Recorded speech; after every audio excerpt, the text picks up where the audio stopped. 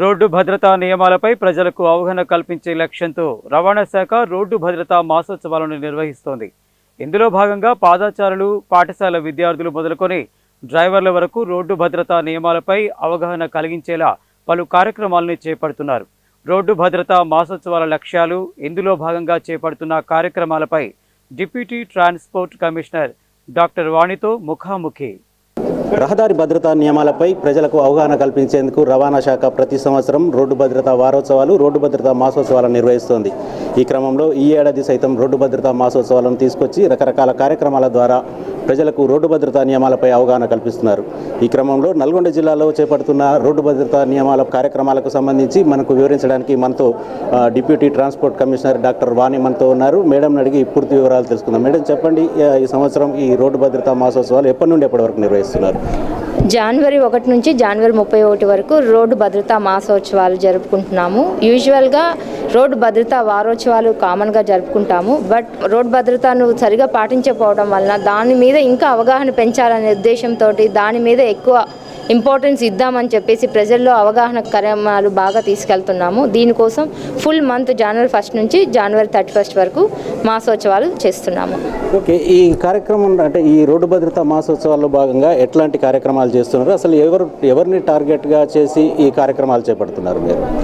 ప్రతి ఒక్కరు కూడా ఈ రోజుల్లో ప్రతి ఇంటికి కూడా ఒక 2 వీలర్ ఆర్ 4 వీలర్ వెహికల్ లేకుండా లేరు.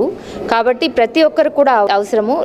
ఇదివరకు డ్రైవర్ అనేది ఓన్లీ కొంచెం భాగం వరకే ఉండేవారు, కానీ ఇప్పుడు ప్రతి ఒక్కరు కూడా డ్రైవర్ అయిపోతున్నారు. అంటే ప్రతి ఒక్కరు కూడా ఇంట్లో నుంచి బయలుదేరినప్పుడు ఏదో ఒక వాహనాన్ని యూజ్ చేస్తున్నారు. కాబట్టి మా టార్గెట్ రోడ్డుని యూజ్ చేసే ప్రతి ఒక్కరిని కూడా మేము ఇందులో టార్గెట్ చేయదలుచుకుంటున్నాము. మెయిన్గా ఇందులో వెహికల్ యూజ్ చేసే ప్రతి 2 వీలర్ నుంచి స్టార్ట్ చేస్తే 4 wheeler, heavy trucks, school buses, lorries, small transport trucks అందరితో పాటు పాదచారులను కూడా తో పాటు చిన్నపిల్లల్ని కూడా ఇన్వాల్వ్ చేస్తున్నాము. చిన్నపిల్లల్ని రోడ్ సేఫ్టీ అంబాసిడర్స్గా స్కూల్స్లో నియమిస్తున్నాము. దానివల్ల చిన్నప్పటి నుంచే వారిలో రోడ్ భద్రత మీద అవగాహన పెరగడంతో పాటు వారి జీవితంలో కూడా రోడ్ భద్రత మీద వారికి అవగాహనతో పాటు స్కిల్ కూడా డెవలప్ అవుతుంది. ఎందుకంటే ఈ రోజుల్లో ఆడవారు మగవారు అని కూడా తేడా లేకుండా ప్రతి ఒక్కరు కూడా డ్రైవింగ్ అనేది ఒక స్కిల్ అయిపోయింది. విదేశాలకు కూడా చాలామంది పయనిస్తున్నారు. అక్కడ కూడా ఇక్కడ రోడ్ సేఫ్టీ లెర్నింగ్ లైసెన్స్ తీసుకున్నది ఏదైతే ఉందో అది అక్కడ యూస్ అవుతుంది వారికి. కాబట్టి అమ్మాయి అబ్బాయి అమెరికా వెళ్ళినా, యూకే వెళ్ళినా, ఆస్ట్రేలియా వెళ్ళినా ప్రతి దేశంలో కూడా మన లైసెన్స్ అక్కడ పరిగణించబడుతుంది. కాబట్టి వారు అక్కడికి వెళ్ళే ముందే ఇక్కడ చేస్తున్నారు. సో ఇప్పుడు మెయిన్గా రోడ్ సేఫ్టీ మంత్ సెలబ్రేషన్స్లో అందరినీ కూడా మేము ఫోకస్ చేయదలుచుకున్నాము. From school children till the last major truck drivers. అసలు కారణం ఏంటి మేడం ఈ రోడ్డు భద్రతా మాసోత్సవాలని మీరు ప్రధానంగా నిర్వహించడానికి అసలు కారణం ఏంటి? ప్రతి సంవత్సరం కూడా మన ఇండియాలో 4.5 లక్షల యాక్సిడెంట్స్ అవుతున్నాయి. అందులో 1.6 లక్షల మంది మరణిస్తున్నారు. ఈ ప్రోగ్రాంలో ఏమవుతుందంటే ప్రతి major diseases like heart failure, cancer వీటికంటే కూడా యాక్సిడెంట్స్ వల్ల మరణ శాతం ఎక్కువగా ఉంది, డెత్ రేట్ ఎక్కువగా ఉంది. ఇది మనం నివారించగలిగిన అంశము. కాబట్టి మనం భద్రత తీసుకుంటే ప్రతి ఒక్కరం కూడా యూజ్ చేస్తున్నాం, రోడ్డు మీద వెళ్తున్నాము. ఇది ఒకటే కాదు, రోడ్డు మీద వెళ్తున్నప్పుడు ఒక యాక్సిడెంట్ ఏమైనా జ్వరము కానీ ఇంకా ఏదైనా రోగం వల్ల చనిపోతే ఆ ఒక్కరే చనిపోతారు. కానీ రోడ్ యాక్సిడెంట్లో మాత్రం ఒక్కరితో పాటు ఇంకా ఒక వెహికల్ వెళ్ళి ఇంకో వెహికల్కి నార్మల్గా వెళ్తున్న వెహికల్ కూడా యాక్సిడెంట్ చేస్తున్నారు. సో ఇందులో చాలా ఫ్యామిలీస్ ఇన్వాల్వ్ అవుతున్నాయి. కావున మేము రోడ్ భద్రతా మాసోత్సవం ద్వారా దీని యొక్క విలువని అందరికీ తెలియజేయదలుచుకున్నాము. ఇప్పుడు మీరు ప్రధానంగా అసలు ఈ రోడ్డు ప్రమాదాలు అత్యధికంగా జరుగుతున్నాయి, సంవత్సరం పెరుగుతున్నాయి. అసలు ఇందులో మీరు ప్రధానంగా గమనించిన రీజన్ ఏంటి? అసలు ఏ కారణం చేత ఎక్కువగా రోడ్డు ప్రమాదాలు జరుగుతున్నాయి? ముఖ్యంగా రోడ్ భద్రత రూల్స్ పాటించకపోవడం వలన జరుగుతున్నవి. మెయిన్గా హెల్మెట్ లేకపోవడం వలన.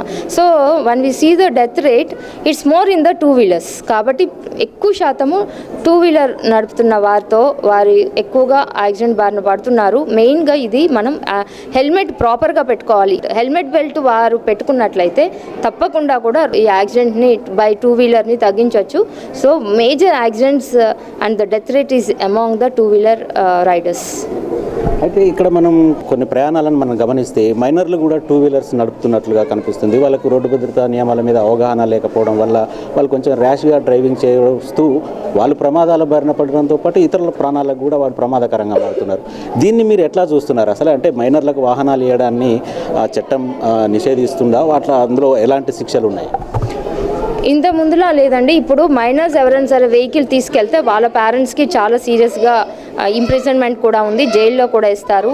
మనం ఇది చూసాము ఆల్రెడీ, ఇది మనం ప్రాక్టీస్లోకి వచ్చేసింది. కాబట్టి minor driving is very dangerous. ఇంకో విషయం, ఎవరు కూడా పేరెంట్స్ ఇవ్వకండి టూ వీలర్ని కానీ ఫోర్ వీలర్ కానీ. అందరూ ఏం చెప్తారంటే వెహికల్ ఇంట్లో ఉంటే తీసుకొని వెళ్తున్నారు పిల్లలు అంటారు, కానీ సేఫ్ కస్టడీలో పెట్టుకోవాల్సిన బాధ్యత మాత్రం పేరెంట్స్దే. ఒకవేళ మైనర్ డ్రైవింగ్ చేస్తే మాత్రం పేరెంట్స్ శిక్షార్హులు. మేడం, చివరిగా చెప్పండి, ఈ రోడ్డు భద్రతా నియమాలకు సంబంధించి వాహనదారులకు కానీ ప్రజలకు కానీ మీరు ఇచ్చే సందేశం ఏంటి? ప్రతి ఒక్కరు కూడా రోడ్ భద్రత రూల్స్ అండ్ రెగ్యులేషన్స్ పాటించాలి, road safety rules and regulations. వీటితో పాటు ప్రతి ఒక్కరు కూడా మైండ్ఫుల్గా డ్రైవ్ చేయాలి. ఎదుటి వాళ్ళు ఎలా వస్తున్నారు అనేది కూడా ఇంపార్టెంట్. దీన్ని డిఫెన్సివ్ డ్రైవింగ్ అంటాము.